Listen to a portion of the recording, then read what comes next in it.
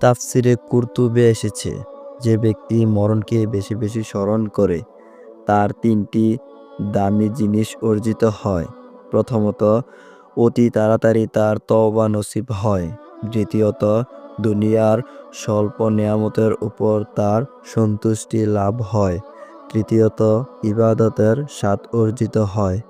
কোনো এক সময় বিশ্বনবী সাল্লাল্লাহু আলাইহি সাল্লাম জানাজার নামাজে এসে দেখেন কিছু লোক হাসাহাসি করছে।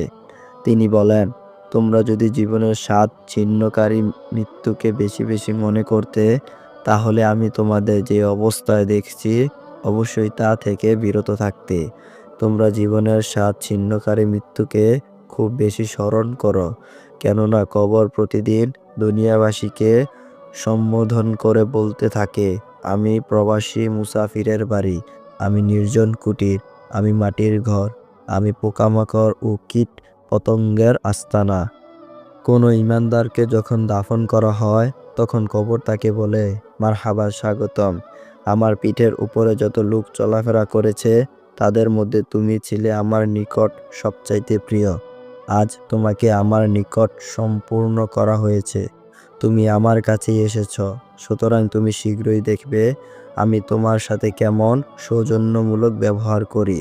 তারপর কবর তার জন্য দৃষ্টির শেষ সীমা পর্যন্ত প্রশস্ত হয়ে যাবে এবং জান্নাতের দিকে তার একটি দরজা খুলে দেওয়া হবে।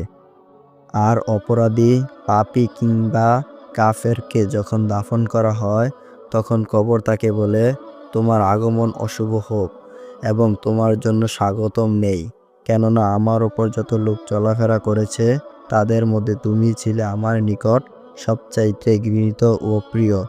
আজ তোমাকে আমার নিকট সম্পূর্ণ করা হয়েছে, তুমি আমার নিকট ফিরে এসেছ, সুতরাং শীঘ্রই দেখবে আমি তোমার সাথে কেমন জঘন্য আচরণ করি।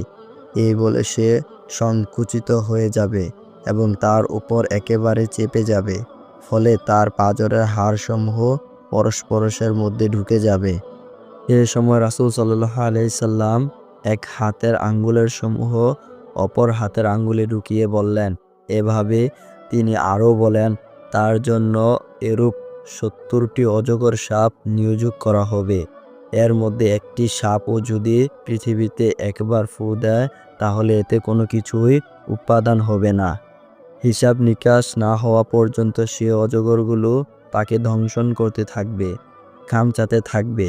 এরপর রাসূল সাল্লাল্লাহু আলাইহি সাল্লাম বলেছেন, কবর হলো জান্নাতের উদ্যানসমূহের একটি উদ্যান অথবা জাহান্নামের গর্তসমূহের একটি গর্ত।